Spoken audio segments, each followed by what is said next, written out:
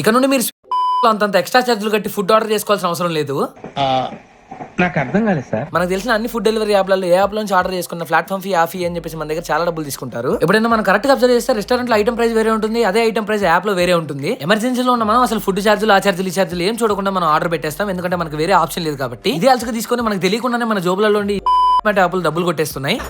ఇది వ్యాపారం. కానీ ఇప్పటి నుండి అలా జరగదు మామ, ఎందుకంటే మన స్విగ్గీస్ అని ఈ యాప్ యూజ్ చేస్తే మనకి 0 ప్లాట్ఫామ్ ఫీ ఉంటుంది.